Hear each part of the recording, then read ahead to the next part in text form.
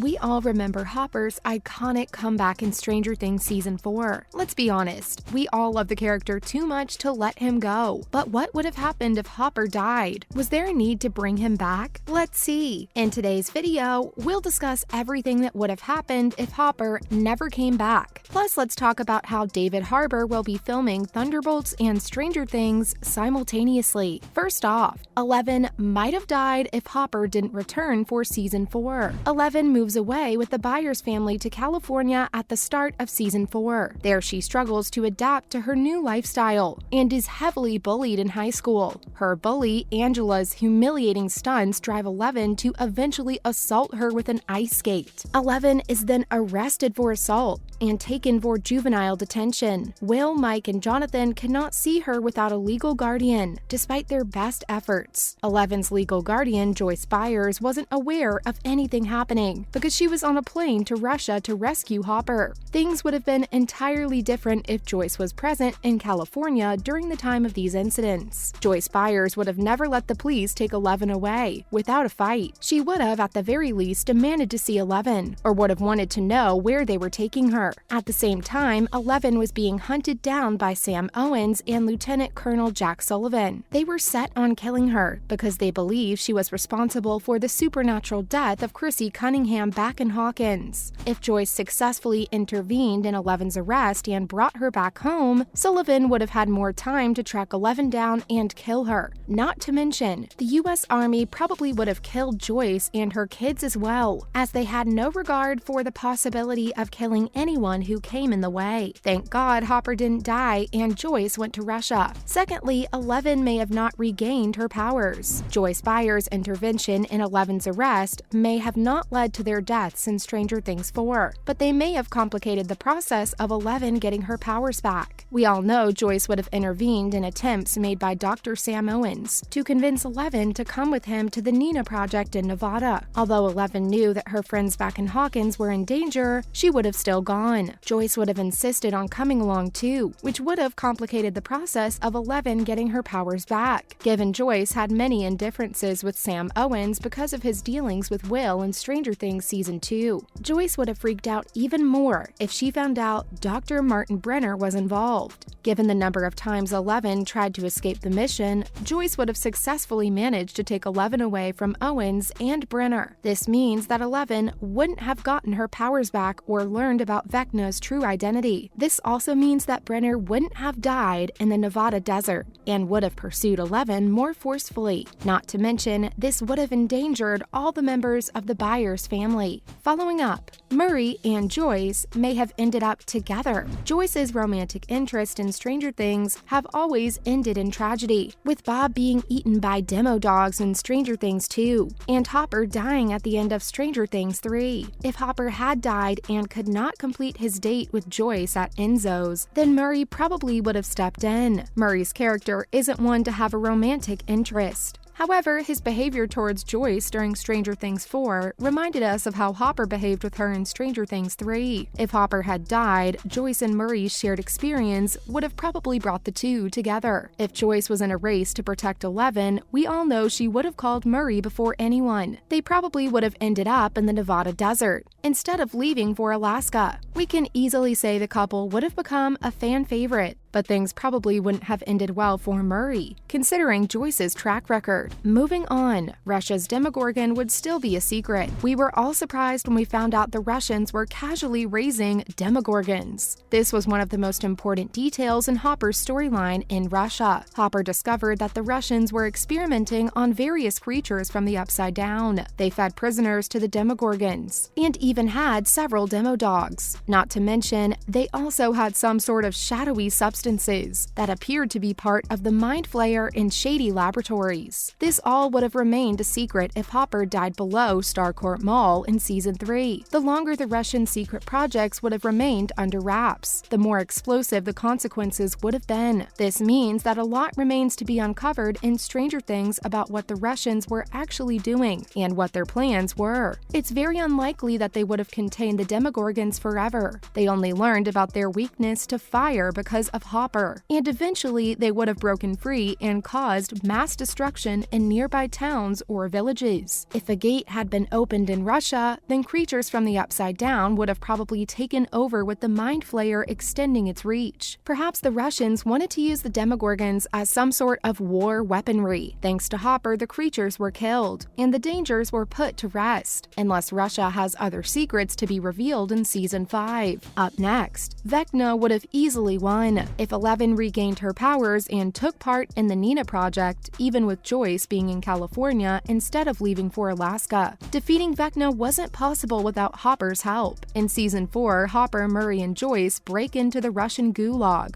to fight with the Demogorgons, believing that any damage done in Russia would hurt the Mind Flayer back in Hawkins. This can be seen by the fact in Season 2 that all the Demo Dogs die as soon as 11 closes the gate to the Upside Down. Even though 11 successfully saves Max from Vecna in Stranger Things Season 4 finale, she isn't the one who stops him. It is Nancy, Steve, and Robin with the help of Molotov cocktails and shotguns who finish him, at least for now. This was only made possible when Murray torched the pack of Demogorgons attempting to kill Joyce and Hopper in Russia. This disrupted the Hive's mind and caused Robin, Steve, and Nancy to be freed from the roots that were crushing them to death. Hopper kills the Demogorgon at the same time as Nancy shoots Vecna, which weakens him sufficiently. Without Murray's intervention in Russia, Nancy, Steve, and Robin would have died, and Vecna would have gained his strength to finish Max and kill 11. It was all definitely connected. Moving on, the battle for Hawkins would have been bleaker. The finale of Stranger Things 4 was absolutely